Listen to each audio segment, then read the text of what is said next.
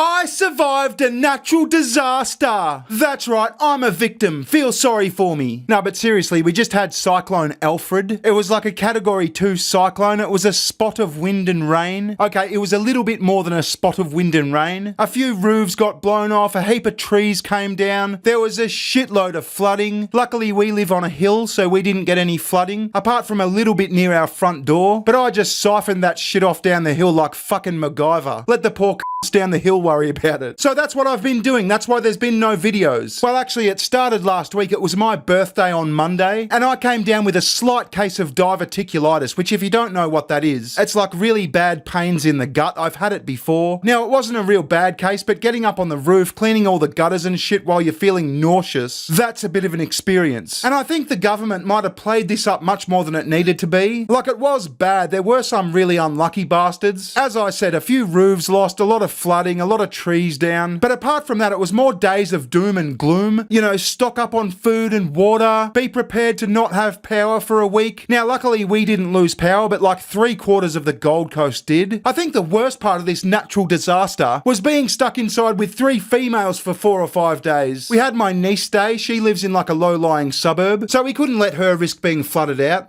You got an update for us, bearing? Yeah, we're just waiting. All the furniture's been put off the deck. It's looking all bare. What's the cyclone doing right now? Fuck all at the moment. Where is it? It's about 10 k's off Southport. Well, the red zone is about 10 k's off Southport. What are the winds expected to be? They reckon it could be like 150 k's an hour, like on the beach sort of thing. So up here, probably like, yeah, I don't know, probably like 110, 120, something like that. Don't know. But we're ready to go, aren't we? Yeah. Fuck yeah. Oh, that's our niece. She's excited. She can't wait. Our niece is staying with us because she's living in a very flood-prone area. So Tits and Bearing are my saviours. That's it. Niece Tits is here. Niece Tits, that's me.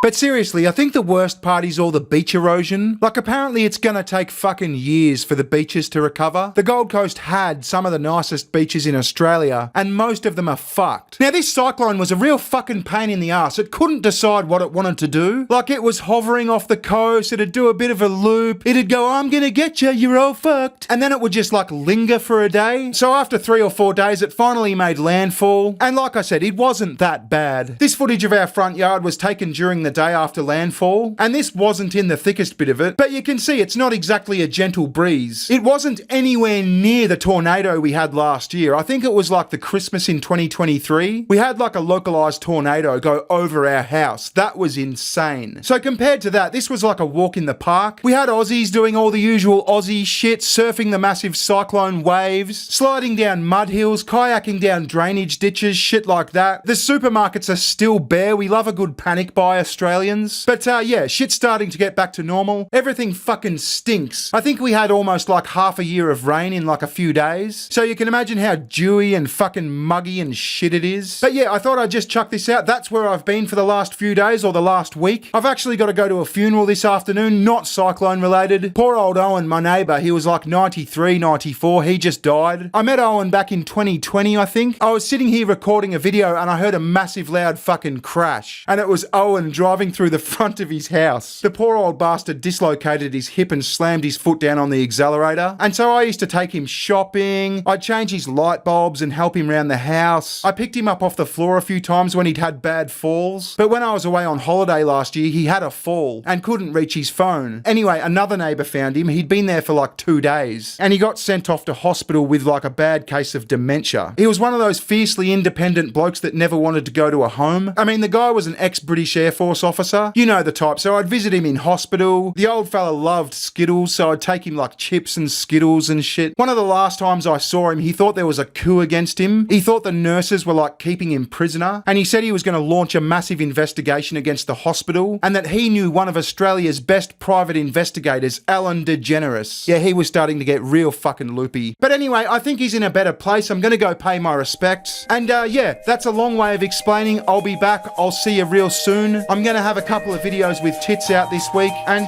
yeah, we move on from there. Thanks for your patience, and I'll see you again real soon. Alright, ta-ta, bye-bye. Recession, recession. Give me better days, give me better days. Recession.